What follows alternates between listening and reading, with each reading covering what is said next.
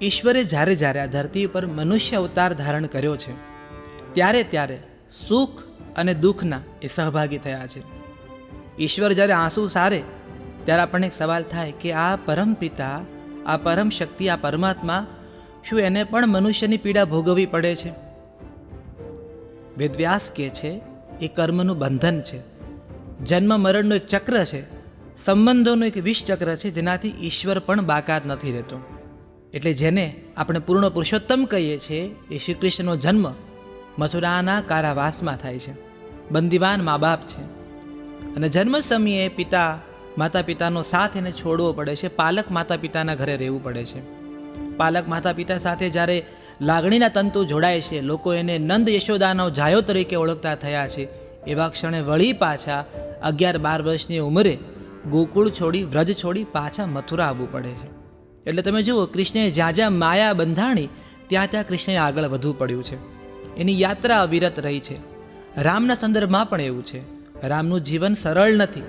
અનેક વિકટ સમસ્યાઓ, વિકટ માર્ગ પર રામ સતત નિડર અડગ આગળ વધતા રહ્યા છે.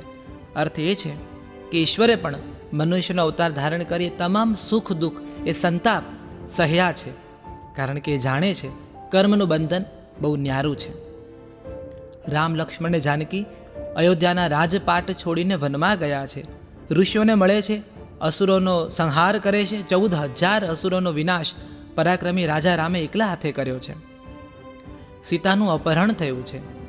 એ સીતા જે જાનકી હતી, જે વૈદેહી હતી, રામને અત્યંત પ્રિય હતી. આપણા સંસ્કૃત કવિઓએ તો સીતાના કેશ ગુંફનમાં રામ વેણી ગૂંથતા હોય, રામ વેણી નાખતા હોય એવા સુંદર દ્રશ્યો લખ્યા છે. આપણા કવિઓએ એક એવી કલ્પના કરી છે કે સીતાના પાવન જળમાં સીતાના પગ બોળેલા છે, રામના પણ પગ બોળેલા છે, અને રામ સીતા ગમ્મત કરે છે લક્ષ્મણ સાથે અને કહે છે કે હે લખન, આમાંથી કોના ચરણો વધારે સુંદર છે?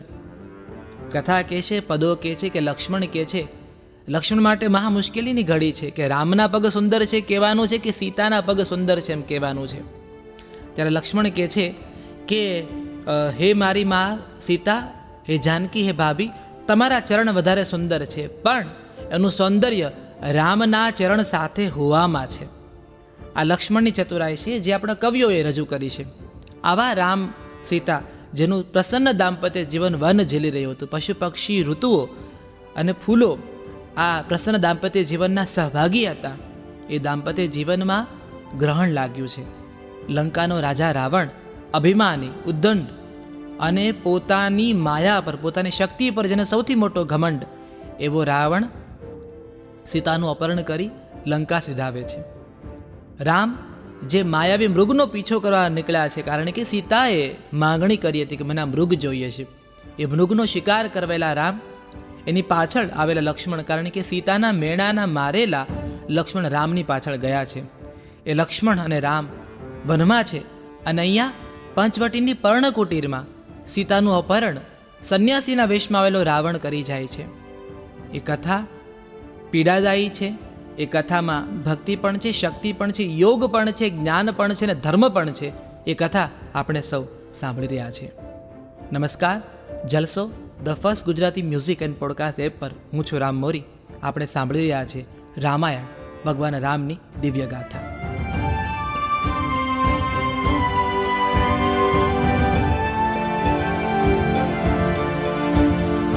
કણ કણમાં ક્ષણ ક્ષણમાં રામ નામ મહા.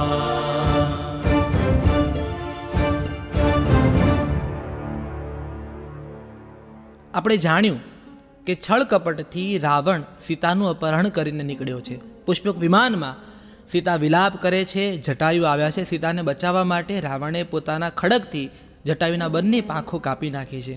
જટાયુ ધરતી ઉપર ઢળી પડ્યા છે. સીતાએ પોતાના અલંકારો ધરતી ઉપર નાખ્યા છે, કારણ કે એની શ્રદ્ધા છે કે આ અલંકારોના માધ્યમથી રામ એના સુધી પહોંચશે. હવે સીતા આવ્યા છે લંકામાં.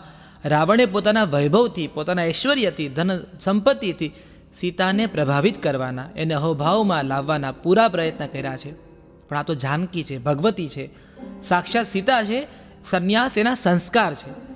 એ સીતાને રાવણની સંપત્તિ કોઈ અડતી નથી, કારણ કે એના અંતર્મનમાં તો રામ નામનું અજવાળું છે. સુવર્ણના તેજ એની સામે ઝાંખા પડે છે, કારણ કે એના ચિત્તમાં રામ નામનો પ્રકાશ છે. રાવણ સમજી ગયો કે આ રીતે તો સીતાને જીતી નહીં શકાય. અંતે અશોક વાટિકામાં અશોક વૃક્ષની છાયામાં સીતાને રાખવામાં આવે છે. રાક્ષસીનો પહેરો મૂકી દેવામાં આવ્યો છે. અહીંયા ત્રિજટા નામની એક રાક્ષસી છે જે સીતાની ચોકી પહેરો કરી રહી છે. આ ત્રિજટા એકમાત્ર એવી રાક્ષસી હતી જેની આગળ સીતા પોતાનું મન ખુલ્લું મૂકી શકતી હતી. ગોસ્વામીજીએ આ ત્રિજટાને અદ્ભુત રીતે વર્ણન કર્યું છે. ક્યાંક એવી રાક્ષસી છે જેના ચિત્તમાં બ્રહ્મ છે. જુઓ, રાક્ષસ કુળમાં જન્મી છે, રાક્ષસોની આસપાસ ઉછરી છે, રાવણની દાસી છે, રાવણ એનો સ્વામી છે, પણ ભક્તિની સાથે, કારણ કે સીતા ભક્તિનું સ્વરૂપ છે એટલે ભક્તિની સાથે રહે છે. ભક્તિ કરતી નથી, પણ ભક્તિની સાથે સહવાસ કરવાથી એને રામ દર્શન થાય છે, એનો ઉદ્ધાર થાય છે. આ રામ નામનો, આ રામ જાપનો પ્રતાપ છે. કારણ કે ત્રિજટા નિષ્દિન સીતાના મોઢે રામ રામ રામનો જાપ સાંભળતી હતી. જે રામ રામનો જાપ વાલિયા લૂંટારાને વાલ્મીકી બનાવી શકે, એ રામ નામનો જાપ ત્રિજટાનો ઉદ્ધાર પણ કરી શકે. અશોક વાટિકામાં સીતાજી બેઠા છે, અન્ન જળનો ત્યાગ કર્યો છે, સીતા જમતા નથી. મંદોદરી બહુ વિલાપ કરે છે, કારણ કે મંદોદરી જાણતી હતી કે નારીનું આ રીતે થયેલું અપહરણ એ તો ભગવતીનો ગુનો બને છે. મંદોદરી બહુ મહાસતી હતી. આપણે જ્યારે પંચ મહાસતીને યાદ કરીએ છીએ ને, ત્યારે મંદોદરીનું નામ અચૂક લઈએ છીએ, કારણ કે આ એ પંચ મહાસતીઓ છે જેનું સ્મરણ, પુણ્ય સ્મરણ પ્રાતઃકાળે કરવાથી તમને આલોક અને પરલોકમાં સુખ પ્રાપ્ત થાય છે. એ મહાસતી મંદોદરી રાવણની પત્ની હતી. મંદોદરી સીતાની ક્ષમા યાચના માગવા આવી છે.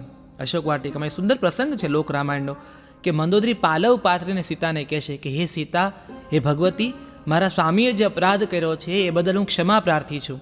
હે દેવી, તમારો ક્રોધ છે એ રાક્ષસ કુળનો વિનાશ કરશે. હે દેવી, હું બધાની મુક્તિની પ્રાર્થના કરવા આવીશ. તમે જુઓ, મંદોદરીની પ્રાર્થના કોઈને મારશો ને એવું નથી કહેતી. હે દેવી, હું સૌની મુક્તિની પ્રાર્થના કરવા આવી છું. આ ધર્મ થયો છે, આ ધર્મની ક્ષમા ન હોઈ શકે, પણ એટલી કૃપા કરો કે હે દેવી, આ પાપના ભાગીદાર જે કોઈ છે, આ પાપના જે કોઈ સહભાગી છે, એ સૌનો વિનાશ થવાનો છે, પણ હું એટલી યાચના તો કરું ભગવતી કે આ સૌનું મોક્ષ થાય. આ આર્યાવર્તની, આ દેશની નારી હતી કે જેણે મુક્તિ માગી છે, મોક્ષ માગ્યો છે. કારણ કે મંદોદરી જાણે છે કે ફરી જન્મ લેશે મનુષ્ય અવતાર ઉપર તો કર્મના બંધનથી આ કંઈ છૂટી નહીં શકે. ફરી સંપત્તિ, ઐશ્વર્ય અને શક્તિનું ઘમંડ આવશે. એટલે મંદોદરી મોક્ષ માગે છે રાક્ષસ કુળનો. આ એ મહાસતી હતા મંદોદરી. એવા જ મહાસતી હતા મંદોદરીની પુત્રવધુ નાગકન્યા હતી. રાવણનો પુત્ર જે મેઘનાદ છે, એ મેઘનાદ નાગકન્યાને પરણ્યો હતો, અને એ નાગકન્યા શિવની પરમ ભક્ત હતી. એ નાગકન્યા, અચ્છા, મેઘનાદ પણ પિતાની ભક્તિ, પિતૃભક્તિમાં માનતો હતો. મેઘનાદ રાક્ષસ તો હતો, પણ પિતૃભક્તિ એની ચરમસીમા ઉપર હતી, પરાકાષ્ઠાએ હતી. એટલે એની પત્ની ઘણીવાર કહેતી કે દેવ, તમારી જે પિતૃભક્તિ છે એનો હું પ્રણામ કરું છું, પણ મને દુઃખ એ વાતનું છે, મને પીડા એ વાતની છે કે ભક્તિ અધર્મની દિશામાં ભાગી રહી છે. પિતૃભક્તિ બે લોકોની છે, રામની પણ છે અને મેઘનાદની પણ છે. પણ મેઘનાદની પિતૃભક્તિ અંધ છે અને રામની પિતૃભક્તિ દીવો હાથમાં લઈને ચાલે છે, જેનાથી સમાજને એક અજવાળું પ્રાપ્ત થાય છે. તો અશોક વાટિકામાં સીતા છે જેને અન્ન જળનો ત્યાગ કર્યો છે. દેવતાઓ મૂંઝાયા છે કે જો સીતા અન્ન જળનો ત્યાગ કરશે, ખાશે પીશે નહીં, તો દેવીમાં અશક્તિ આવશે, અને કદાચ જો એનું પ્રાણ પંખેરું ઉડી ગયું તો આ આખી જે રામની લીલા રચાવી છે એનું શું થશે? ઇન્દ્રદેવ સાક્ષાત લંકામાં પધાર્યા છે. લંકામાં આવતા પહેલાં દેવરાજ ઇન્દ્રએ નિંદ્રા રાણીને, નિંદ્રા દેવીને પ્રાર્થના કરી છે કે તમે તમારો પાલવ આખી લંકા ઉપર પછાવો અને એ પાલવને બિછાવી એવી રીતે દો કે બધાને નિંદ્રા આવી જાય, કારણ કે મારે સીતાને મળવું છે. નિંદ્રા દેવી માયાથી આખી લંકાને સુવાડી દીધી અને પછી ઇન્દ્ર ધરતી ઉપર આવ્યા છે, સીતાની સમક્ષ ઊભા રહ્યા છે અને એને કીધું છે, હે દેવી, હું હવિષ્યાન્ન લાવ્યો છું. આ એક એવું અન્ન છે જે પવિત્ર છે, ધર્મને અનુરૂપ છે.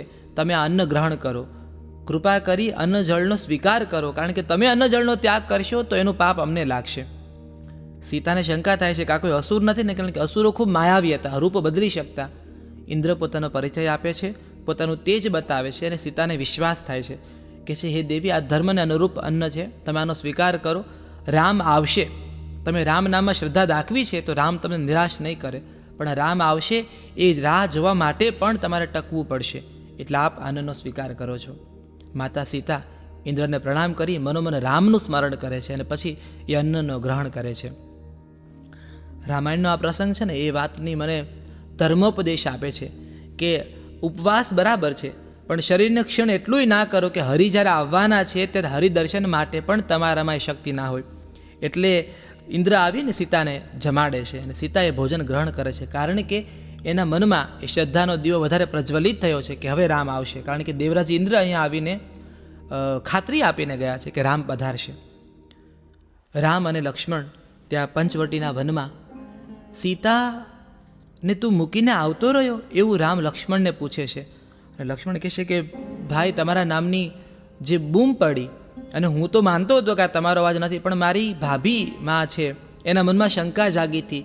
એને થયું કે રામનું અહિત થયું હશે, એટલા માટે મારે ભાગતા ભાગતા તમારી પાછળ આવવું પડ્યું. રામ કહે છે કે અરે લખન, તે તો મહાસંકટ ઊભું કર્યું છે, કારણ કે ભાઈ આ તો મારી જ છે, આ તો મૃગ નથી. એટલે મને સમજાણું છે કે આ તો માયા છે અને આપણને અસુરોએ છેતર્યા છે. ગોસ્વામી તુલસીદાસજી લખે છે કે રામ અને લક્ષ્મણ ભાગ્યા, ભયથી ભાગ્યા. એના મનમાં આશંકા છે, એ જાત ભાતની તમામ પ્રકારની શંકા કુશંકા રામ લક્ષ્મણના ચિત્તમાં છે કે સીતા એકલા છે. લક્ષ્મણ ખાતરી આપીને કહે છે કે ભાઈ, હું લક્ષ્મણ રેખા દોરીને આવ્યો છું. ભાભી એ લક્ષ્મણ રેખામાં સુરક્ષિત છે, જટાયુ પણ છે, એટલે ચિંતા નથી. પણ રામનું મન માનતું નથી. એ ભાગતા ભાગતા ભાગતા ભાગતા બંને ભાઈઓ પંચવટીના કે પર્ણકુટીર તરફ આવે છે. જુએ છે તો આખી પર્ણકુટીરમાં એક સન્નાટો છે. રામ સીતાના નામની બૂમ પાડે છે, લક્ષ્મણ પણ ભાભીમાની બૂમો પાડે છે, પણ પર્ણકુટીરમાં કોઈ જવાબ નથી આવતો. જુએ છે તો ભિક્ષા પાત્ર પડ્યું છે. પેલા ફળો ધરતી ઉપર ઢોળાયેલા છે, જે ફળો સીતા રાવણને ભિક્ષામાં આપવા આવ્યા હતા. રામ પર્ણકુટીરની અંદર જાય છે, લક્ષ્મણ પર્ણકુટીરમાં જાય છે, તરફ જોઈ લે છે. રામ હજુ કહે છે કે લક્ષ્મણ, મને લાગે છે કે તારા ભાભી ફૂલો ચૂંટવા ગયા હશે. દોડતા દોડતા આસપાસની જે પુષ્પ વાટિકા છે એમાં લક્ષ્મણ ભાભીના નામની બૂમો પાડે છે કે સીતા માતા, સીતા માતા. રામ સીતા નામની બૂમ પાડે છે, સીતે સીતે. આખા વનમાં, પંચવટીના વનમાં રામના અવાજ પડઘાઈ રહ્યા છે. રામ કહે છે કે મને એવું લાગે છે લક્ષ્મણ કદાચ પાણી ભરવા માટે નદી કાંઠે ગયા છે. પણ લક્ષ્મણ કહે છે કે ભાઈ, આપણી કુટીરમાં પાણીનું માટલું એમનામ ભરેલું છે, તો પાણી ગયા હોય સીતા એ વાતને કોઈ સ્થાન નથી. રામ કહે છે ફળો લેવા ગયા હશે. લક્ષ્મણ કહે છે ભાઈ, ફળો તો અહીંયા ભિક્ષા પાત્રમાં પડ્યા છે. બંને ભાઈઓ વિહવળ છે, બંને ભાઈઓની આંખોમાં ચોધાર આંસુ છે. રામ વિલાપ કરી રહ્યા છે, સીતાને શોધી રહ્યા છે. એ સીતાનું સરનામું વનને પૂછી રહ્યા છે. જુઓ, આ બહુ પીડાદાયી દ્રશ્યો છે, જ્યાં વિલાપ કરતા રામ સીતાનું સરનામું પૂછી રહ્યા છે. રામ લક્ષ્મણને કહે છે કે લખન, પહેલાં તો આપણી પાસે અયોધ્યાનો વિયોગ હતો, પછી આપણા ચિત્તમાં પિતા દશરથનો વિયોગ આવ્યો, અને હવે સીતાનો વિયોગ આવ્યો. આ સીતાને હું ક્યાં શોધીશ? તે સીતાને બરાબર આજ્ઞા નહોતી આપી, તે સીતાને ભલામણ નહોતી કરી કે સીતા તમે પર્ણકુટીની બહાર ન નીકળતા. હે લક્ષ્મણ, અજાણતા આપણાથી શું થઈ ગયું? આ જનક નંદિની ક્યાં જતી રહી? તુલસીદાસજી લખે છે કે રામ વૃક્ષોને, લતાઓને, પુષ્પોને, પક્ષીઓને, પ્રાણીઓને સીતાનું સરનામું પૂછી રહ્યા છે, વિલાપ કરી રહ્યા છે રામ કે સીતા ક્યાં છે. શિવપુરાણમાં અને લિંગ પુરાણમાં અદ્ભુત કથા છે. કૈલાશ પર્વત પર બેઠા બેઠા મહાદેવ પાર્વતીને રામકથા કહી રહ્યા છે. જુઓ, આ પણ રામાયણની એક શરૂઆત છે. પાર્વતી પૂછી રહ્યા છે મહાદેવને કે તમે જે આ કથા કરી રહ્યા છો, કેટલીક કથાઓમાં સતી છે, કેટલીક કથાઓમાં પાર્વતી છે, એમાં પણ બે પાછા મતભેદ છે. તો આ સતી પૂછી રહ્યા છે શિવને કે તમે જેનું નામ સ્મરણ કરો છો એ કોણ છે? અને શિવ કહે છે કે એ મારા રામ છે, મારા આદ્ય પુરુષ છે, મારા આદિદેવ છે, જેનું સ્મરણ કરવાથી મારા ચિત્તમાં શાંતિનો મને અનુભવ થાય છે. અને પછી સતી પૂછે છે કે કોણ છે રામ, મને એની કથા કહો. અને શિવજી ઇક્ષ્વાકુ વંશથી રામકથા કહેવાની શરૂઆત કરે છે. જો આ પણ રામાયણનું એક વર્ઝન છે કે કૈલાશ પર્વત ઉપર મહાદેવે સતીને રામકથા સંભળાવી હતી. તો હવે એવું થયું છે કે શિવજી કહી રહ્યા છે રામકથા, સતી સાંભળી રહ્યા છે, અને એવા ક્ષણે આ પંચવટીના વનમાં રામ ચોધાર આંસુએ વિલાપ કરતા કરતા સીતાને શોધી રહ્યા છે. સતી કહે છે કે મહાદેવ, આ જે વનમાં વિલાપ કરે છે બે ઋષિકુમારો, આ બે તપસ્વીઓ, એ કોણ છે? મહાદેવ કહે છે કે સતી, એ જ રામ અને લક્ષ્મણ છે. એમ કરી મહાદેવ હાથ જોડે છે અહીંયા સતીના મનમાં શંકા થાય છે કે તમે જે ઇક્ષ્વાકુના વંશજ રઘુકુળ નંદન દશરથ નંદન રાજા રામ જે કહી રહ્યા છો શ્રીરામ એ આ છે? મહાદેવ કહે છે કે હા સતી, આ જે રામ છે, આ જે રામ છે જેને તમે ભગવાન વિષ્ણુનો 7મો અવતાર કહી રહ્યા છો. શિવ સ્મિત કરીને કહે છે કે હા સતી, આ જે રામ છે, આ જ વિષ્ણુનો અવતાર છે. અને સતીને મરક મરક સ્મિત આવે છે કે હું ન માનું, આ હરિ અવતાર છે. મહાદેવ કહે છે કેમ? તો કે આ તો મનુષ્ય સહજ આંસુ સારી રહ્યા છે. આમની પીડા તો જુઓ, પોતાની પત્નીને શોધવા માટે પોતાની ભાર્યાને કેવી રીતે શોધી રહ્યા છે. અરે સ્વામી, તમે જુઓ તો ખરા, વનોની લતાને પૂછી રહ્યા છે સરનામું, વૃક્ષોને પૂછી રહ્યા છે. આ મૂંગા જે પ્રાણીઓ છે, પક્ષીઓ છે, મૃગ છે, એને રામ સીતાનું સરનામું પૂછી રહ્યા છે. અને આ બેબાકળા, આ વિલાપ કરતા રામ ઈશ્વર કેવી રીતે હોઈ શકે? એટલે આટલી મનુષ્ય સહજ ચેષ્ટાઓ અને આ પીડા એક ઈશ્વરની કેવી રીતે હોઈ શકે? મહાદેવ કહે છે દેવી, તમે શંકા ન સેવો, કારણ કે આ ઈશ્વરનો મનુષ્ય અવતાર છે. એમ કહી કથા આગળ વધારે છે કે અહીંયા શિવ સમાધિમાં લાગ્યા છે અને સતી ત્યાંથી ઊભા થયા છે. રામકથામાં આ બહુ દિવ્ય પ્રસંગ છે કે સતી વનમાં આવ્યા, એને જોયું કે રામ અને લક્ષ્મણ સીતાને શોધી રહ્યા છે. અહીંયા સતીએ રૂપ બદલ્યું અને સતીએ સીતાનું સ્વરૂપ લીધું. જુઓ તમે ભગવતીની લીલા જુઓ. સતી સીતા બની વનમાં આગળ વધ્યા છે. જ્યાં રામ લક્ષ્મણ સીતાને શોધી રહ્યા છે એના આગળ જઈ સતી સીતા સ્વરૂપે ચાલવા માંડ્યા. રામ અને લક્ષ્મણ બંનેનું ધ્યાન ગયું કે સીતા આગળ ચાલી રહ્યા છે. આગળ ચાલતા ચાલતા સતી જે સીતા બન્યા છે પાછળ જોઈને સ્મિત આપે છે, ફૂલો ચૂંટે છે, ફૂલો પોતાના માથામાં મૂકે છે, ફરી આગળ ચાલે છે લતાઓને હાથમાં ઝાલી. થોડી વાર સુધી આ ઘટના ચાલી. રામ હજુ રડી રહ્યા છે, હજુ વિલાપ કરે છે, સીતા સીતા સરનામું પૂછી રહ્યા છે. અને હવે સતીથી રહેવાનું નહીં કે હું પોતે સીતા બનીને આવી છું, તમારી આગળ ચાલું છું અને તોય તમે સીતાને શોધો છો. એટલે ઊભા રહી ગયા સતી, પડખું ફરી રામ અને લક્ષ્મણની સામે આવ્યા, ઊભા રહ્યા. કથા કહેશે કે રામ અને લક્ષ્મણે સતીને પ્રણામ કર્યા અને સીતા સ્વરૂપ સતી મૂંઝાણા કે આ કેમ બંને મને પ્રણામ કરી રહ્યા છે. પ્રણામ કરી રામ બોલ્યા છે કે હે મહાસતી, મારા આરાધ્ય દેવ મહાદેવ કેમ છે? ક્ષેમ કુશળ તો હશે? આપ કૈલાસમાં જાઓ તો મારા મહાદેવને મારા પ્રણામ કહેજો. સતી તો એકદમ અચંબિત, એને માન્યામાં ન આવ્યું કે રામ મને ઓળખી ગયા, હું સીતાના સ્વરૂપમાં છું. સતી પોતાના મૂળ સ્વરૂપમાં આવ્યા છે. રામ લક્ષ્મણને પ્રણામ કરીને સતી કહે છે કે હે રાજા રામ, હે પ્રભુ શ્રી રામ, આપ મને જણાવો કે આપ મને કેવી રીતે ઓળખી ગયા? હું તો સીતાનું સ્વરૂપ લઈ તમારી સામે આવી હતી. તો લક્ષ્મણ સ્મિત કરતા કહે છે કે જો તમે મારા ભાભી હોત ને, સીતા હોત ને, તો એ અમારે આગળ ન ચાલતા હોત. હંમેશા એવું વનમાં થયું છે કે ભાભી અમારા બંને ભાઈઓની વચ્ચે ચાલ્યા છે. એટલે જ્યાં જ્યાં રામના ચરણ ચાલ્યા છે ત્યાં ત્યાં જાનકી ચાલ્યા છે. તમારી આ ચેષ્ટા અમને સમજાવતી હતી કે તમે સીતા તો નથી. સતી પ્રણામ કરે છે કે ધન્ય છે રઘુકુળ રીત, ધન્ય છે રઘુનંદન, ધન્ય છે તમારી સ્વામી ભક્તિ, તમારો પત્ની પ્રત્યેનો પ્રેમ ધન્ય છે, તમારી તપસ્યા અને ધન્ય છે. સતી પ્રણામ કરી મહાદેવ પાસે આવે છે. કથા એવું પણ કહે છે કે મહાદેવે આંખો ખોલી, મહાદેવ તો ધ્યાનમાં આખી આ લીલા જોઈ ચૂક્યા હતા.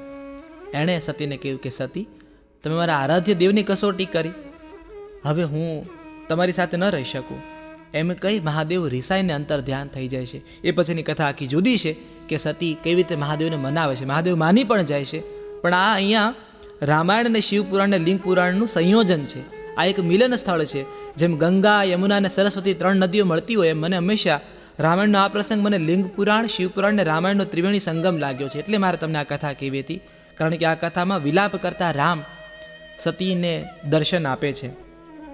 સતીને એ પણ નથી ખબર, તમે જો કથાની દિવ્યતા અને સુંદરતા જુઓ, આ જ સતીના વિરહમાં શિવ આટલો વિલાપ કરવાના છે એ સતીને ત્યારે પણ નથી ખબર. આપણે બધા જાણીએ છીએ ને, દક્ષના યજ્ઞમાં જ્યારે સતીને ખબર પડે છે કે મારા પિતા પ્રજાપતિ દક્ષ યજ્ઞ કરી રહ્યા છે અને સમસ્ત દેવતાઓને નિમંત્રણ છે, પણ મારા પતિ દેવાધિદેવ મહાદેવને નિમંત્રણ નથી, મને નથી ખબર. કારણ કે દક્ષની ઈચ્છાને વિરુદ્ધ સતીએ શિવ સાથે વિવાહ કર્યા હતા. અને આખરે મહાદેવ રોકે છે પણ સતી માનતા નથી અને પિતાના યજ્ઞમાં જાય છે.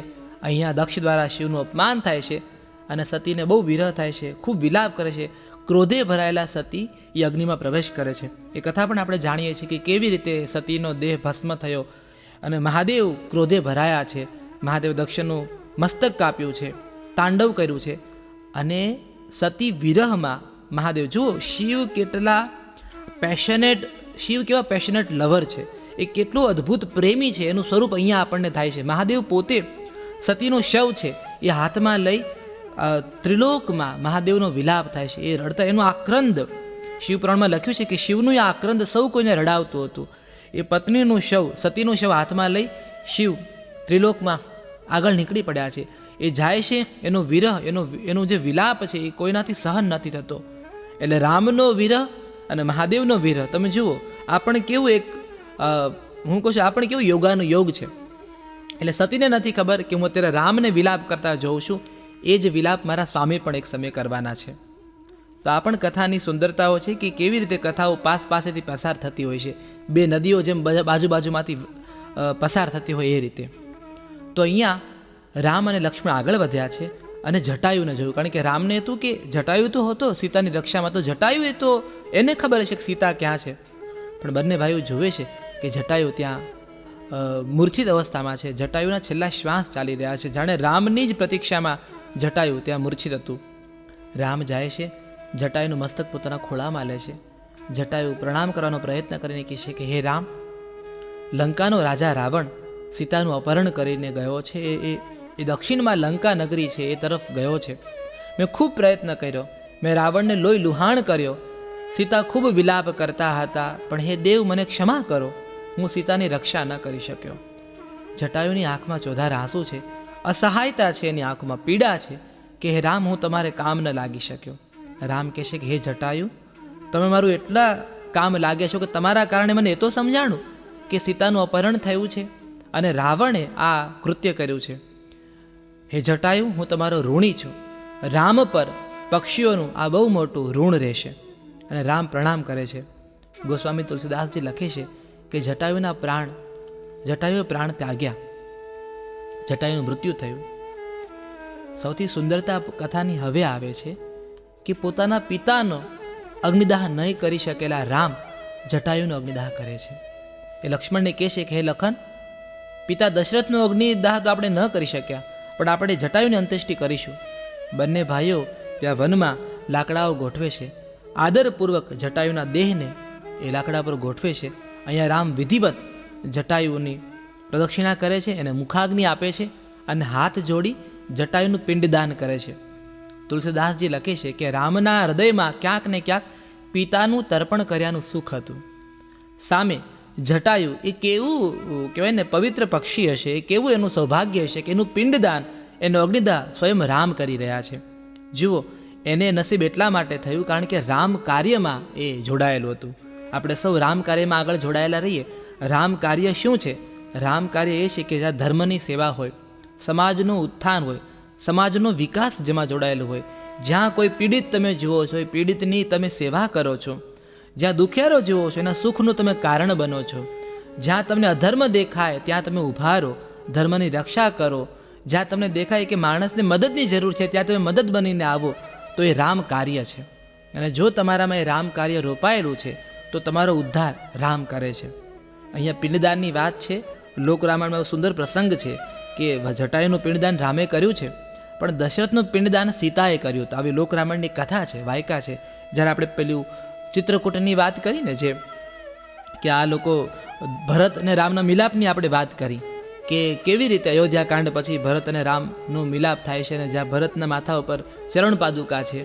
અહીંયા જ્યારે વશિષ્ઠ મુનિ કહે છે રામને કે હે રામ, પિંડદાન તમારા પિતાનું તમારે કરવાનું. હવે આ લોકરામાયણનો પ્રસંગ છે અને પિંડદાન દશરથનું પિંડદાન રામે કરવાનું છે. એ લોકો ત્યાં નદીમાં સ્નાન કરે છે. હવે ઋષિમુનિઓ બેઠા છે, પિંડદાનની વાત ચાલે છે અને કહે છે કે રામ, પુષ્પ હજુ આટલા લાવવાના બાકી છે. તો લક્ષ્મણ પુષ્પ લેવા ગયા છે, કે ફળો લાવવાના છે. તો ભરત ને શત્રુઘ્ન ફળો લેવા ગયા છે. પછી રામને કહે છે કે હે રામ, આટલા પવિત્ર વૃક્ષોના લાકડા લેવાના બાકી છે. તો કાષ્ટ લેવા રામ ગયા છે. લોકરામાયણની કથા એવું કહે છે કે એ સમયે જ્યારે ઋષિમુનિ શ્લોક બોલી રહ્યા હતા અને નદીમાંથી, એ પવિત્ર યમુના જળમાંથી દશરથ પિંડદાન લેવા માટે હાથ બહાર કાઢ્યા હવે દશરથનું પિંડદાન કરવાનું છે, ચારે ભાઈઓમાંથી કોઈ નથી. આ પણ પેલું શ્રવણના માતા પિતાનો કદાચ શ્રાપ જ હશે કે તારા 4 પુત્રોનું સુખ તને નહીં મળે. લોક રામાયણની કથા એવું કહે છે કે દશરથનું પિંડદાન ઋષિમુનિએ કીધું કે હે સીતા, તમે પુત્રવધુ છો, તમે તમારા સસુરનું પિંડદાન કરવાને યોગ્ય છો, સર્વ યોગ્ય છે તમારા હાથે.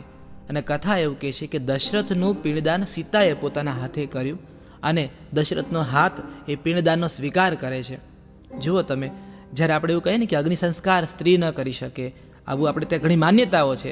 એક માન્યતા એવી છે કે પિંડદાન છે તો માત્ર પુત્ર જ કરી શકે. એની સામે લોક રામાયણની આ કથા તો જુઓ, જ્યાં પુત્રવધુએ પોતાના સસરાનું પિંડદાન કર્યું છે.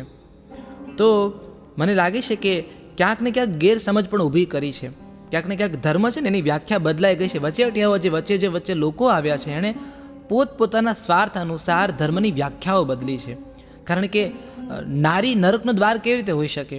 એ નારી જે ધર્મ સાક્ષાત રામ ધર્મ છે, એ રામને જન્મ આપનારી પણ નારી છે, એ રામના પુત્રોની માતા બનનારી પણ નારી છે, એ રામને ધર્મ જ્ઞાન આપનારી પણ નારી છે.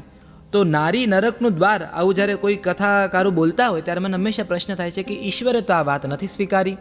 એટલે આ પિંડદાનનો પ્રસંગ જ્યારે આવે ને ત્યારે મને થાય કે એ કેટલો જડબાતોડ જવાબ છે. જ્યારે સીતા પોતાના સસરાનું પિંડદાન કરતી હોય તો કેમ એક દીકરી પોતાના પિતાને અગ્નિદાહ ના આપી શકે? એક દીકરી પોતાના પિતાની નનામી કેમ ન ઉચકી શકે? કારણ કે સ્ત્રી તો ઈશ્વર સાથે ભક્તિ જોડાયેલી છે, ભક્તિ સ્વરૂપા છે નારી. રામ ધર્મ છે, લક્ષ્મણ વૈરાગ છે, તો સીતા ભક્તિ છે. એટલે જટાયુના પિંડદાન સાથે મને દશરથના એ પિંડદાનની કથા યાદ આવે છે. જટાયુનું પિંડદાન કરી રામ અને લક્ષ્મણ વનમાં આગળ વધ્યા છે. ત્યાં રસ્તામાં હવે એને પેલા પુષ્પક વિમાનના અવશેષો મળ્યા છે, સીતાની વહેણી મળી છે. એટલે રામ અને લક્ષ્મણને ખાતરી થઈ છે કે આ દિશામાં જ આપણે આગળ વધવાનું છે. એ વનમાં આગળ વધતા એક રાક્ષસી મળે છે. એ રાક્ષસી લક્ષ્મણ પણ મોહિત થઈ છે. લક્ષ્મણે અને રામે એનો વધ કર્યો છે. એ વન હવે ક્રોંચ વન હતું. એ ક્રોંચ વન આગળ વધ્યા, હવે માતંગ ઋષિનો આશ્રમ આવવાનો હતો. 3 કોશ દૂર જ આશ્રમ હતો. ત્યાં એક માયાવી અસુર, કેવો અસુર કે ધડ વગરનો છે, મોટી જીભ છે અને એક વિશાળ ભુજા છે. એ ભુજાથી એ રામ લક્ષ્મણને પકડવાનો પ્રયત્ન કરે છે. રામ અને લક્ષ્મણ ખડગથી એની ભુજા કાપતા એ રાક્ષસ સુધી પહોંચે છે. એ રાક્ષસનો ઉદ્ધાર કરે છે. એ રાક્ષસ એક દેવ હતો. પૂર્વે ગયા જન્મ મેં એ દેવ એક તપસ્વીના વાંકમાં આવેલો અને તપસ્વીએ ક્રોધથી એને શ્રાપ આપેલો કે તું અસુર થઈશ ને તારો ઉદ્ધાર શ્રી રામ કરશે. એટલે એ સુકોમળ જે દેવ છે એ રામની પ્રાર્થના કરે છે ને કહે છે કે હે રામ, હું આભારી છું કે આપે મારો ઉદ્ધાર કર્યો અને હું આ વનમાં વર્ષોથી તમારી પ્રતીક્ષા કરતો હતો. અને પછી એ દેવ કહે છે કે હે મુનિ મહારાજ, હે રામ, મારી આપને એક વિનંતી છે કે આગળ માતંગ ઋષિનો આશ્રમ છે, એ આશ્રમની આપ મુલાકાત લો. રામ અને લક્ષ્મણ હવે માતંગ ઋષિના આશ્રમ તરફ આગળ વધ્યા છે. માતંગ ઋષિનો આશ્રમ, અહીંયા ગોસ્વામી તુલસીદાસજી એક અલ્પ વિરામ લઈને કહે છે કે આ આશ્રમ છે ને એ પ્રતીક્ષાનું સમાનાર્થી છે. આ આશ્રમ છે ને એ ગુરુ આજ્ઞાની પાલનનું પ્રતીક છે. આ આશ્રમ છે ને એ શ્રદ્ધાનો દીવો છે. અને આ એ આશ્રમ છે જ્યાં વર્ષોથી એક આસ્થા સેવાઈ રહી છે. અને એ આસ્થા છે મારા રામ આવશે, મારા રામ પધારશે. માતંગ એક મહાન તપસ્વી ઋષિ હતા અને માતંગ ઋષિને ત્યાં આશ્રમમાં એક તપસ્વીની હતી, એક ભીલ કન્યા હતી જેનું નામ હતું શબરી. મારે હવે તમને આ શબરીની કથા કેવી છે. શબરીની કથા બહુ પવિત્ર છે. શબરીની કથામાં રામ દર્શનનો મહિમા છે.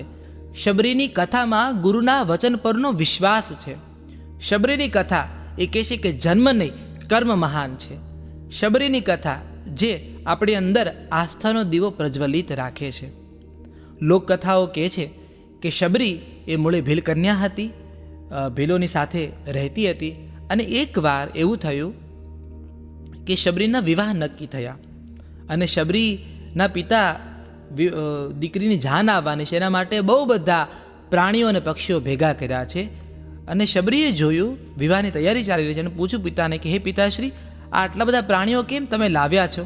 તો પિતાએ કીધું કે હે શબરી, આવતીકાલે પુત્રી, આવતીકાલે આ બધા પક્ષીઓ અને પ્રાણીઓનો વધ આપણે કરવાનો છે. તો કહે છે કે કેમ? તો કે એટલા માટે કે તારી જે જાડી જાન આવવાની છે એના ભોજન માટે મારે માંસાહારની, મારા જે સ્વાદિષ્ટ માંસની વાનગીઓ બનાવવાની છે એ વાનગીઓ તો આ પ્રાણીઓ અને પક્ષીઓના વધ થકી જ બનશે. કથા એવું કહે છે, લોકકથા, કે શબરી એ રાતે સૂઈ ન શકે, એને પીડા થઈ કે અરે મારા કારણે મારા વિવાહ માટે મારા પિતા આ બધા મૂંગા પ્રાણીઓનો વધ કરવાના છે. આટલા પક્ષીઓ, જ્યાં વનોની શોભા છે, એ પક્ષીઓનો વધ થવાનો છે. શબરીથી આ વાત, આ હિંસા સહન ન થઈ. એ રાતે શબરીએ નક્કી કર્યું કે હું જો વિવાહ કરું તો આ લોકોનો વધ થાય ને. તો લોકકથા એવું કહે છે કે શબરી એ રાત્રે પોતાની માતાને કહે છે કે મારા પિતાને કહેજો આવતીકાલે આ લોકોનો વધ ન કરે, કારણ કે હું વિવાહ જ નહીં કરું, હું ભાગું છું. કથા એવું કહે છે પોતાનો કબીલો છોડી શબરી અડધી રાતે ભાગી ગઈ. એ ભાગતી ભાગતી ભાગતી ભાગતી આ ક્રોંચ વનને વટાવીને માતંગ ઋષિના આશ્રમમાં પ્રવેશી છે. લોકકથા કહે છે કે માતંગ ઋષિના આશ્રમની બહાર જે ઝાડીઓ છે, અંધારું, એ અંધારામાં શબરી સંતાઈ જતી. ઋષિનો અદ્ભુત આશ્રમ હતો. રાત પડે શબરી અંધારામાં આવે, સાવરણો લઈ ઋષિનો આખો આશ્રમ સાફ કરે, પાણી છાંટે, ફૂલો છૂટે, છાબ તૈયાર કરે, લાકડા ભાંગી યજ્ઞશાળામાં લાકડાઓ મૂકે, પાણી ભરી દે અને પાછી વહેલી સવાર થાય એટલે શબરી પાછી પેલી ઝાડીમાં સંતાઈ જાય. સવારે ઋષિ જાગે, જુએ તો આખો આશ્રમ સાફ સૂફ, આટલી સ્વચ્છતા. જુઓ તો પાણી ભરાયેલું છે, યજ્ઞશાળામાં લાકડાઓ આવી ગયા છે, કાષ્ઠ તૈયાર છે, ફૂલોની છાપ છૂટેલી છે, આંગણું સાફ સૂફ છે, કોડિયામાં ઘી પૂરાઈ ચૂક્યું છે, દીવાઓ પ્રજ્વલિત છે. ઋષિ વિચાર કરે છે કે આ કોણ છે જે રોજ રાત, એને થાય કોઈ દેવતાઓ કરે છે, કોઈ અપ્સરાઓ કરી છે, કોઈ તપસ્વીઓ કરી રહ્યા છે, કોણ છે જે મારા આશ્રમની સેવા કરે છે. કથા એવું કહે છે કે 12 વર્ષ સુધી શબરીએ નિયમિત રૂપે આ કામ કર્યું હતું. ફળો છૂટી આવે, પુષ્પ છૂટી આવે, આશ્રમની સાફ સફાઈ કરે, યજ્ઞશાળાના કાષ્ઠ ગોઠવી દે છે, ગાયોની સેવા કરે છે. માતંગ ઋષિએ નક્કી કર્યું કે મારે જાણવું છે કે આ કોણ આવી સેવા, નિસ્વાર્થ ભાવે આવી સેવા સેવી રહ્યું છે. એ રાતે માતંગ ઋષિ જાગ્યા. શબરી આવે છે, સાવરણો લઈ આંગણું સાફ કરવાનો પ્રયત્ન કરે છે અને ઋષિ હાથમાં દીવો લઈને પહોંચે છે શબરી પાસે અને કહે છે કે હે પુત્રી, કોણ છે તું? શબરી સાવરણાનો ઘા કરે છે, હાથ જોડી માતંગ ઋષિની સામે ઊભી રહ્યા છે અને શબરી કહે છે કે હે મુનિવર, હું ભીલ કન્યા છું, મારું નામ શબરી છે. અહીંથી દૂર, થોડા કોષ દૂર મારા પિતાજીનો કબીલો છે, એ કબીલામાં હું રહેતી હતી, પણ મારા વિવાહ અર્થે મારા પિતા જે પશુઓ અને પક્ષીઓને લાવ્યા હતા એનો વધ કરવાના હતા, એ મને માન્ય નહોતું, એટલે કબીલો છોડી હું તમારા આશ્રમમાં રહું છું. મારે કોઈ અપેક્ષા નથી મુનિવર, હું અહીંયા સુખી છું, વનોના ફળ ખાઉં છું, તમારા આશ્રમની સાફ સફાઈ કરું છું અને હું સવાર પડે ત્યારે હું આ ઝાડીમાં સંતાઈ જાઉં છું, જેથી કોઈ મને પકડી ન શકે શબરી ક્યાં છે. ઋષિ માતંગ એકદમ પ્રસન્ન થયા કે આવી નિસ્વાર્થ ભાવે, કારણ કે 12 વર્ષ સુધી શબરીએ આ કર્યું, શબરીએ આ ક્રિયા કરી હતી, એટલે ઋષિના પોઈન્ટ ઓફ વ્યૂથી આ તપસ્યા હતી. જો તપસ્યાના રૂપો જુદા જુદા છે, એક પગે ઊભા રહો અને નામ જાપ કરો એ જ તપસ્યા છે એવું નહીં. જો તપસ્યા ઉર્મિલાની હોય, જો તપસ્યા સીતાની હોય, તો રામાયણ કહે છે તપસ્યા શબરીની પણ હતી, જે માતંગ ઋષિના આશ્રમની આ ચોખ્ખાઈ રાખતી હતી, ઋષિની સેવા કરતી હતી. માતંગ ઋષિ બહુ પ્રસન્ન થયા. એણે કીધું કે હે શબરી, હે ભીલ કન્યા, તારી આ સેવા પૂજાથી બહુ પ્રસન્ન થયો છું. હે શબરી, હું તને વરદાન આપું છું કે તને મળવા રામ આવશે. હે શબરી, ભગવાન વિષ્ણુનો 7મો અવતાર આ ધરતી ઉપર અવતરિત થઈ ચૂક્યો છે અને ને અત્યારે એ પ્રભુ ચિત્રકૂટ પર છે. જુઓ તમે, અહીંથી ભગવાનની કથા આખી એના સુધી પહોંચી ગઈ છે. એટલે શબરીને ખબર પડી કે રામ અવતરિત થઈ ચૂક્યા છે અને કહે છે કે હે શબરી, તને મળવા રામ આવશે. તમે જુઓ, તારે ક્યાંય જવું નહીં પડે. પેલું કે ને, મારું વનરાવન છે રૂડું, કે વૈકુંઠ નહીં રે જાઓ, કે હે શબરી, તને મળવા રામ આવશે. અને શબરી, માતંગ ઋષિનો દેહ ત્યાગ થઈ રહ્યો છે. કથા આવી પણ છે કે માતંગ ઋષિ પોતાના શરીરનો ત્યાગ કરી રહ્યા છે, ત્યારે શબરી વિલાપ કરે છે કે હે દેવ, હું તો વૃદ્ધાવસ્થાના આરે આવીને ઊભી રહી છું, તમારી સેવા પૂજા મેં કરી છે, હવે તમે જ જો નહીં હો આ ધરતી ઉપર, તો મારા ધરતી ઉપર કેમ જીવવાનું? ત્યારે ઋષિ કહે છે કે તારે એટલા માટે જીવવાનું, કારણ કે તારી તપસ્યાનું ફળ રામ સ્વરૂપે આવી રહ્યું છે. રામ આવશે, આપણા આશ્રમમાં આવશે, એની સેવા પૂજા કરજે, રામનું સ્વાગત કરજે, એ પછી જ તું તારો મોક્ષ થશે. એટલે શબરીએ માત્ર ગુરુનું વચન પાળી રાખ્યું કે રામ આવવાના છે. કથાઓ કેવી સુંદર કહે છે કે પંપા સરોવરને કાંઠે માતંગ ઋષિના આશ્રમમાં શબરી રોજ સવારે ફૂલો ચોટીને આવે, આંગણું સાફ કરે છે, આંગણે ફૂલોની રંગોળી બનાવે છે, જે રસ્તો છે એમાં કાંટાઓ વીણી લે છે, કારણ કે મારા રામ જ્યારે આવશે ત્યારે એના પગમાં એને કાંટા ન વાગવા જોઈએ. મારા રામ જ્યારે આવશે ત્યારે એને છાંયો મળવો જોઈએ. તો શબરી શું કરતી? વાંસથી જે વચ્ચે માર્ગમાં ઝાડવાઓ હતા એ ઝાડવાનો છાંયો બરાબર કરતી, ડાળને સામ સામે ગોઠવતી, એટલે રામ જ્યારે માર્ગમાંથી પસાર થાય ત્યારે પર્ણનો એને છાંયો મળવો જોઈએ. આ શબરીની પરિકલ્પના હતી.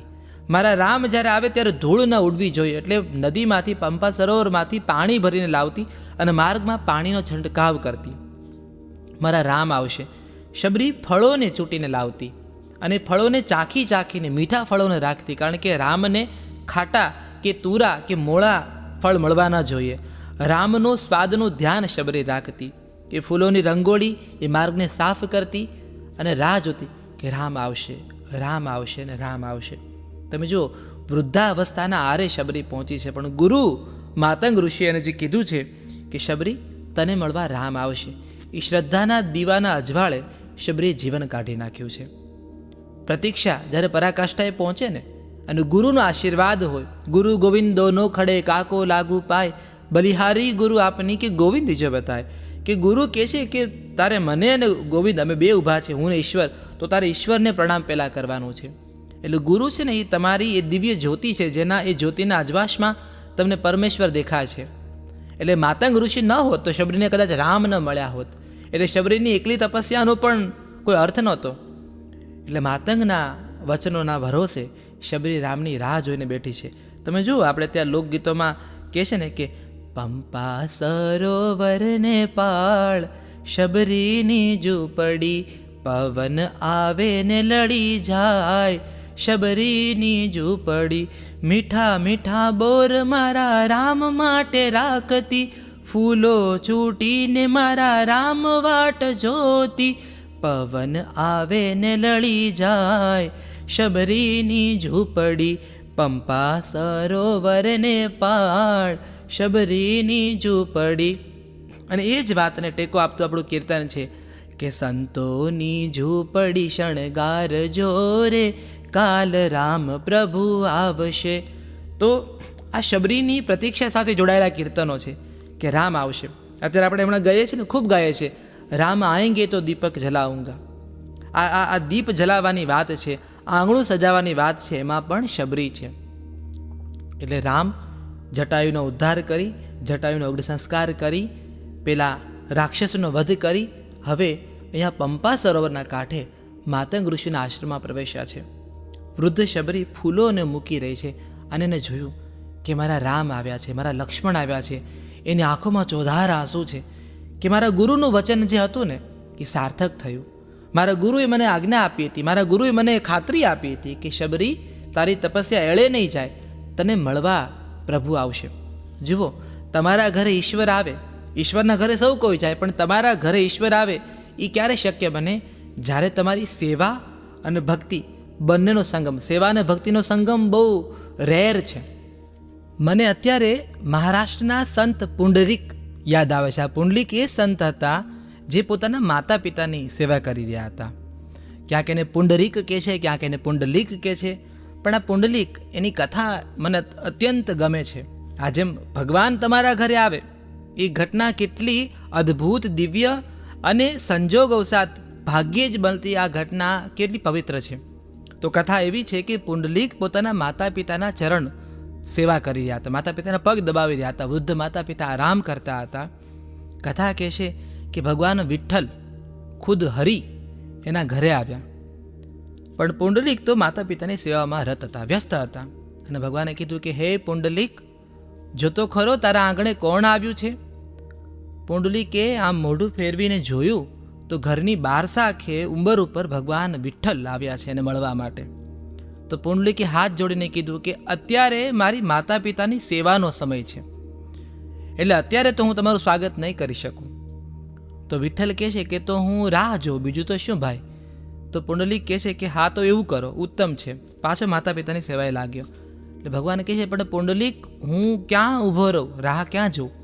ઘર બહુ નાનું હતું, ગરીબ પરિસ્થિતિમાં હતી. અને પુંડલીકે ઈંટનો નાનકડો ટુકડો, કટકો હતો, એ કટકો આમ ધક્કો મારીને ઉંબરા પાસે મોકલીને કીધું કે આ અહીંયા રાહ જુઓ તમે, આમ જુઓ તમે, ભક્ત અને ભગવાનની આ પ્રેમ કથા તો જુઓ. પુંડલીકે ઈંટના કટકાનો ઘા કર્યો અને કીધું કે પ્રભુ વિઠ્ઠલ આના ઉપર ઊભા રહ્યો. કથા એવું કહે છે કે વિઠ્ઠલ ઈંટના કટકા ઉપર, ઈંટનો કટકો નાનો છે, 2 પગ ના ઊભા રહે, એટલે એક પગે આમ કમર પર હાથ ટેકવી. તમે જો વિઠ્ઠલનું તમે આ સ્વરૂપ જોયું હશે કે 2 હાથ આમ કમર પર ટેકવીને વિઠ્ઠલ એક પગે ઊભા છે. એ પુંડલીકના ઉંબરા ઉપર રાખેલા ઈંટના કટકા ઉપર એક પગે વિઠ્ઠલે રાહ જોઈ. પુંડલીકે માતા પિતાની સેવા પૂરી કરી, માતા પિતા નિંદ્રાધીન થયા. પુંડલીકે લાગ્યું કે હવે એમનો થાક ઉતર્યો છે, ત્યારે ઊભો થઈ ઉંબરા ઉપર ભગવાન વિઠ્ઠલને હાથ જોડીને કહે છે કે હવે બોલો પ્રભુ, શું કામ પડ્યું મારું. ઓહો, તમે જુઓ, આ કથામાં મને એટલી દિવ્યતા, મને આમાં અભિમાન નથી દેખાતું, મને દિવ્યતા દેખાય છે. ઈશ્વર પણ પ્રતીક્ષા કરે. તો આ તો કેવી અદ્ભુત વાત છે. તરત જ હું મહારાષ્ટ્રમાં છું ત્યારે પુંડરીકની વાત કરું છું, એટલે તરત હું બીજી ભક્ત સંત પાસે જાઉં છું, સંત કવિ એવી સખુબાઈ. મહારાષ્ટ્રમાં સખુબાઈ, પંઢરપુર, જ્યાં વિઠ્ઠલ વિઠ્ઠલ વિઠ્ઠલ્લા, હરિઓમ વિઠ્ઠલ્લાનો આપણે નાદ કરીએ છીએ, એ વિઠ્ઠલની પરમ ભક્તથી સખુબાઈ. સખુબાઈ પણ ભગવાન વિઠ્ઠલની પરમ ભક્ત. અને વારકરી જે વારી યાત્રા નીકળે છે ને દર વર્ષે, એ લોકો સફેદ કપડામાં, સફેદ ટોપી સાથે, આમ આખા સિંદૂર, આખા પીળા હળદરથી રંગાયેલા, વિઠ્ઠલ વિઠ્ઠલ વિઠ્ઠલ્લા, હરિઓમ વિઠ્ઠલ્લા, એ વારકરીની પદયાત્રા પસાર થતી હતી. સખુબાઈને થયું કે અરે પ્રભુ, સાસરી હતી સખુબાઈ, પંઢરપુરનું સાસરિયું. એને થયું કે મને આ સૌભાગ્ય ક્યારે મળે, જ્યારે હું વારકરીની યાત્રામાં જોડાઉં, મારા ભગવાનને મળું. પણ મોટી સાસરી અને સખુબાઈના નસીબમાં આ સુખ નહીં. ભક્તના ઘરે ભગવાન આવે. હું જે કથા તમને કહી રહ્યો છું, સખુબાઈ પાણી ભરવા કૂવા કાંઠે ગયા છે અને રડી રહ્યા છે. જોવે છે કે વારકરીની યાત્રા નીકળી રહી છે, એની આંખમાં ચોધાર આંસુ છે કે હું વિઠ્ઠલ પ્રભુ સુધી નથી જઈ શકતી. કથા એવું કહે છે કે સ્વયં વિઠ્ઠલ ત્યાં કૂવા કાંઠે આવ્યા અને કીધું કે હે સખુબાઈ, તમારી ઈચ્છા યાત્રાની છે ને, લાવો પાણીનો ઘડો મને આપી દો. અને કથા કહે છે કે સખુબાઈ પાણીનો ઘડો વિઠ્ઠલના હાથમાં આપે છે અને પોતે વારકરીની યાત્રામાં જોડાઈ ગયા. હવે ખુદ વિઠ્ઠલ સખુબાઈનું રૂપ લે છે. પાણીનો ઘડો કમર પર મૂક્યો અને જે મોહિની અમૃતનો કુંભ કમર પર ટેકવ્યો હતો, એ મોહિનીએ સખુબાઈનું રૂપ લીધું છે અને એના કમર પર પાણીનો ઘડો છે. સાસરિયામાં આવ્યા છે. સખુબાઈએ જેટલા દિવસ યાત્રા કરી, 15 દિવસ, મહિનો, 1.5 મહિનો, 3 મહિનો, જેટલી પણ યાત્રા ચાલી, એટલા દિવસ વિઠ્ઠલ પ્રભુ પોતે સખુબાઈ બની સાસરિયામાં રહ્યા. એને દવણા દળા, સાસુ ને સસરા માટે રોટલા ઘડ્યા, કચરા પોતા કર્યા, એને કપડાં ધોયા. આ બધું કામ વિઠ્ઠલ પ્રભુએ કર્યું. ચૂલો ફૂક્યો, સાસુના પગ દાબ્યા, બધી સેવા કરી. સખુબાઈનું જીવન, ગૃહસ્થ જીવન ભગવાને અટકવા ના દીધું. વારકરીઓ પાછા આવ્યા, યાત્રા આવી ત્યારે પાછા વિઠ્ઠલ પ્રભુએ પાણીનો ઘડો લીધો, કમર પર પાણીનો ઘડો ટેક્યો અને એ ઠમક ઠમક કરતાં કરતાં કૂવાના કાંઠે પહોંચ્યા. સખુબાઈ આવ્યા છે. વિઠ્ઠલ પ્રભુએ હાથ જોડીને કીધું કે સખુબાઈ, લો આ ઘડો અને આ તમારો સંસાર. હું ઘણીવાર વિચારું તો મને મજા પડે કે કેટલું ભગવાનને કેવું સમજાઈ ગયું છે કે એના ભક્તનું ગૃહસ્થ જીવન કેટલું આકરું છે. કે હે પ્રભુ, તમે તો મથુરા છોડીને ગોકુળ ગયા, ગોકુળ છોડીને પાછા મથુરા આવ્યા અને પાછા મથુરા છોડીને દ્વારકા ગયા. તમારી યાત્રા તે કંટકોથી ભરેલી હતી. પણ હે પ્રભુ, જ્યારે સામાન્ય જનજીવનના દવણા દળો છો, તમે જ્યારે સાસુના મેણા ટોણા સાંભળ્યા, જ્યારે તમે રોટલા ઘડ્યા, તમને એ સમજાણું કે રોટલાની કોર દાજવી ન જોઈએ, તમને એ સમજાણું કે કઢી બરાબર પાકવી જોઈએ, તમને એ સમજાણું કે હવે વળગણી ઉપરથી કપડાં લઈ લો, કારણ કે તડકો આવે ને પછી ધૂળ આવશે તો પાછા ધોયેલા કપડાં મેલા થશે. માણસના એ સામાન્ય જીવનમાં સખુબાઈ બન્યા ત્યારે વિઠ્ઠલને સમજાઈ ગયું કે સખુબાઈ, તારું જીવન તો બહુ આકરું છે બેન, મારું વૈકુંઠ વધારે રૂડું છે. સખુબાઈ પ્રણામ કરે છે, પ્રસન્ન કહે છે, ભગવાનનો આભાર માને છે. પેલા વારકરીઓ, યાત્રાળુઓ જે યાત્રા કરીને આવે ને બધાને પ્રણામ કરવા આવે, તો સખુબાઈની સાસુ માથે પાલવ લઈ બધા વારકરીઓને પ્રણામ કરવા ગયા.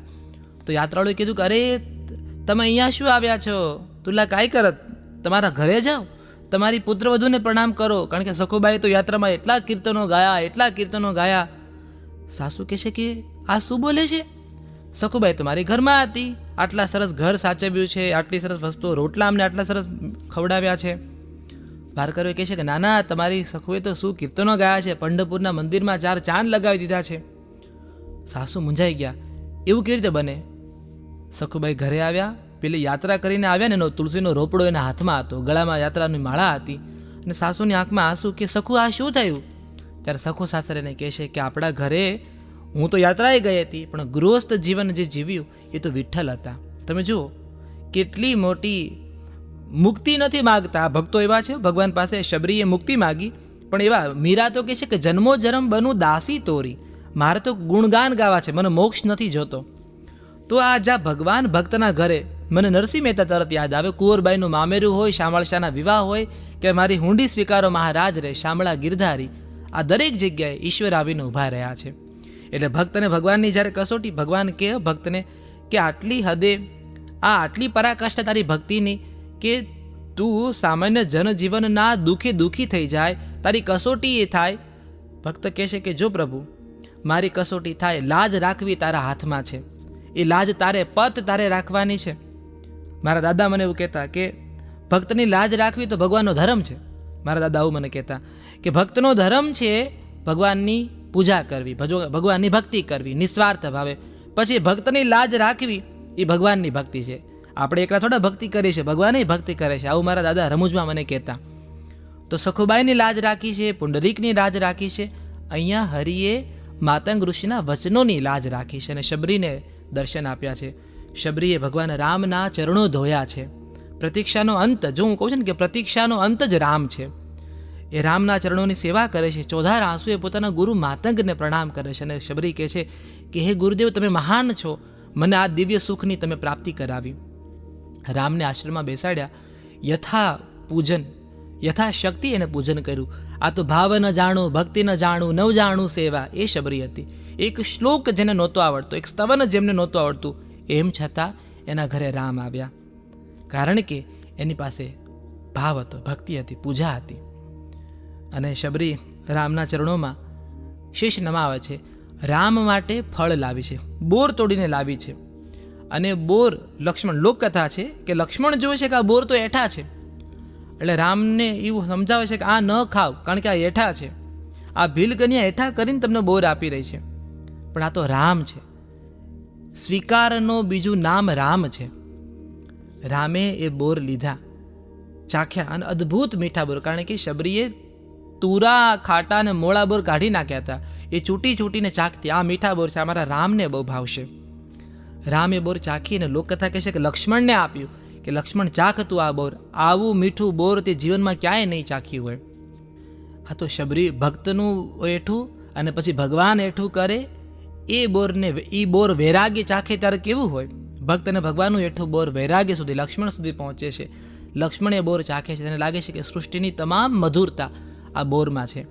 રામે એ બોર ખાધા, શબરીની આંખોમાં તૃપ્તિ કે ઈશ્વર હવે કશું જ મારે નથી જોતું.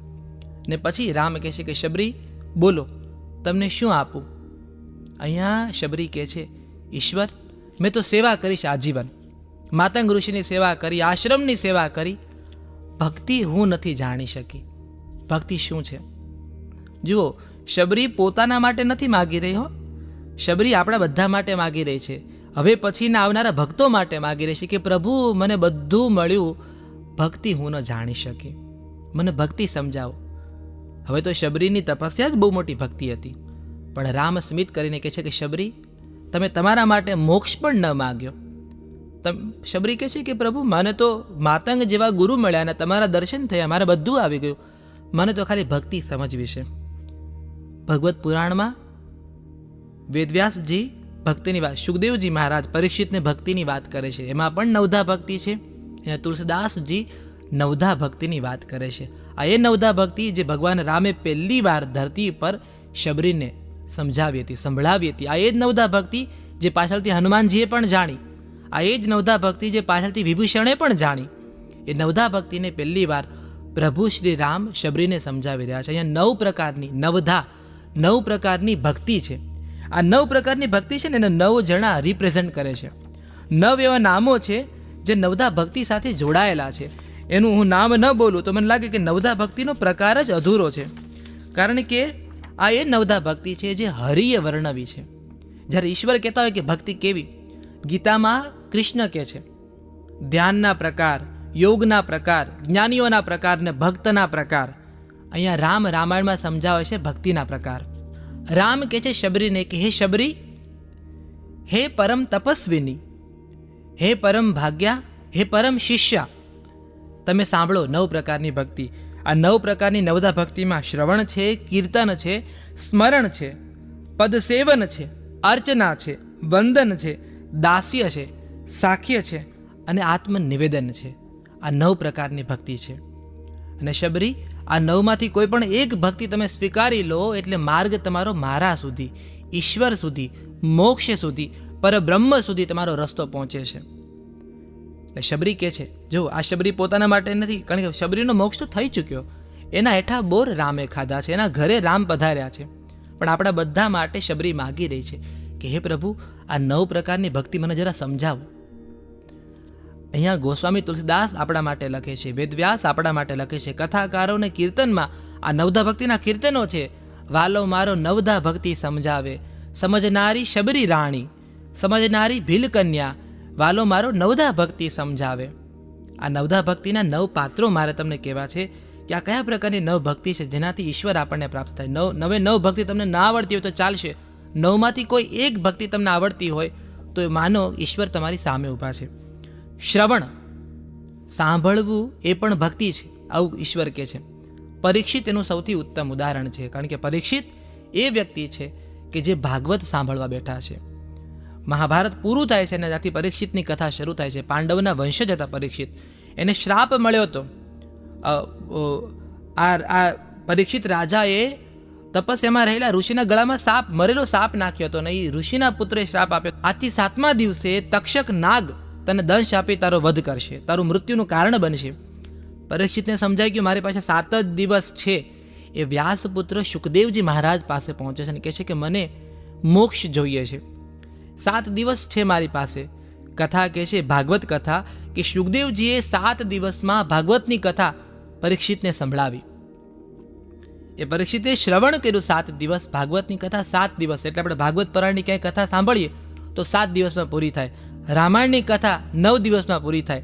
નવધા ભક્તિ પણ એના કેન્દ્રમાં છે કે રામાયણની કથા કેમ 9 દિવસ ચાલે છે. તો 7 દિવસમાં ભાગવત પુરાણ પરીક્ષિતે સાંભળ્યું અને પરીક્ષિતનો મોક્ષ થયો. એટલે શ્રવણ એ પણ ભક્તિ છે. તમે જુઓ, આપણા કોઈ પણ પુરાણ મોટા ભાગે ઋષિઓ સાંભળે છે. સતી સાંભળે છે મહાદેવ પાસેથી. કાગભૂષણજી મહારાજને ગરુડના સંવાદમાં રામાયણ છે. અહીંયા તુલસીદાસની રામાયણ છે. તુલસીદાસજી બોલી રહ્યા છે, હનુમાનજી સાંભળે છે, હનુમાનજી રક્ષા કરે છે રામાયણની. વાલ્મીકી ઋષિ બોલે છે, લવકુશે સાંભળી છે. એટલે તમે જુઓ, શ્રવણ પણ ભક્તિ છે. કીર્તન, શુકદેવ પોતે જેણે સૌથી મોટી હરિભક્તિ કરી છે, જેને કૃષ્ણ લીલા ગાય છે, જેને દશાવતારની વાતો કરી છે, એ કીર્તન કરનાર શુકદેવજી પણ ભક્તિ છે. એટલે કોઈ કીર્તન કરે છે એ ભક્તિ છે. કીર્તન થકી પણ હરિ તમને પ્રાપ્ત થાય. સ્મરણ, સ્મરણનું સૌથી મોટું રૂપ છે પ્રહલાદ. સ્મરણનું એક રૂપ ધ્રુવ પણ કહી શકો તમે. પ્રહલાદની સ્મરણ શક્તિ કેટલી તીવ્ર હતી, એ માત્ર સ્મરણ કર્યું છે. એનું હતું કે એ ભગવાન નારાયણનું ઓમ નમો ભગવતે વાસુદેવાય, મને ધ્રુવ પણ યાદ આવે, મને પ્રહલાદ પણ યાદ આવે.